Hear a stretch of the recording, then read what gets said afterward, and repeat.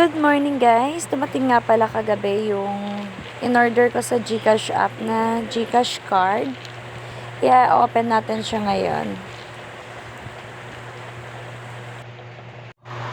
Hello guys! Welcome to my vlog. This is me, Kimberly, and this is Lobby! very good.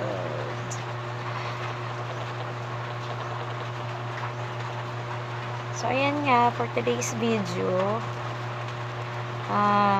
dumating na yung yung in-order kong, bali pangalawa na tong order ko sa GCash na cash card.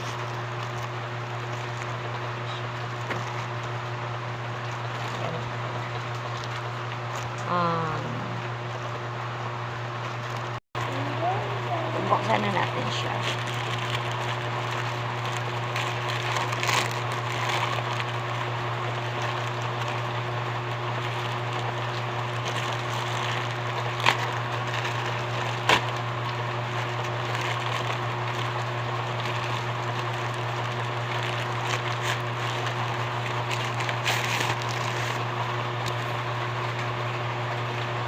Binuksan ka na siya.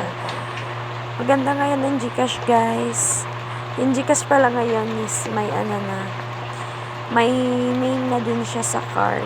Sa cash card niya, nakapangalan na din sa'yo.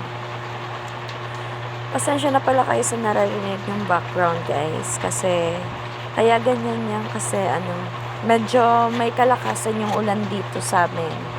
Ayaw nang tumigil. Papas forward ko na to kasi parang pagbubukas lang ng taga. Kahit ako natatagalan guys. Pasensya na. Tao lang. So ayan nga. Minekos-mekos na ni Insan. O diba? Ang bilis.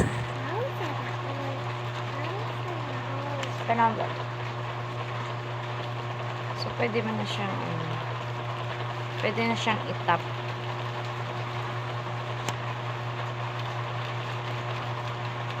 Wow, sana all. Wow, sana all. Wow, sana all. Wow, sana all daw, sabi ni Maring Chloe. Okay guys, proceed na tayo. Punta tayo sa apps. Hanapin natin yung GCash. Yung app store natin na GCash. I-open natin. Login tayo guys.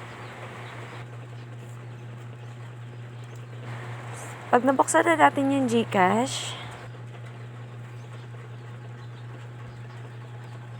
proceed tayo sa profile. Click natin yung profile sa baba, guys. And then, may makikita kayo dyan na may link accounts. Click natin yan. And then, yung GCash card sa unahan. Click natin yan. So, hintayin lang natin ma-open. So, ayan na. Scroll down. Link my card. And then, may lalabas sa authentication. Sa akin, naka-autofill lang code niya. Kaya automatic na siyang lalagay dyan. Ayan siya. So, submit. Click submit.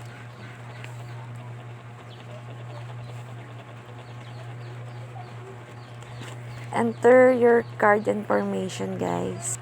Ilagay nyo lang yung virtual account number. Nasa likod yan ng card. Nakikita nyo yan. Yung 12-digit na nasa likod. Lalagay lang natin yan. After nyo mailagay yung 12-digit na virtual account number, i-click nyo lang yung next. Yung next sa baba. And then, may lalabas dyan. Maglalagay na kayo ng PIN nyo. Yung 6-digit PIN. Yung hindi nyo makakalimutan, guys. And then, okay na. Yan na. GCash card link. And then, close nyo lang yan. And then, back. Ayan na yung GCash ko. GCash card, nakalink na siya. Click natin yung GCash card para makita natin kung okay ba siya. So, ayan na nga mga guys. GCash card, nakalagay naman na active. Ibig sabihin, pwede mo na siyang magamit yung GCash card mo pag withdraw or pagbayad. Itatap nyo lang siya. So, okay na siya guys. Bye-bye. Thank you for watching. Good night.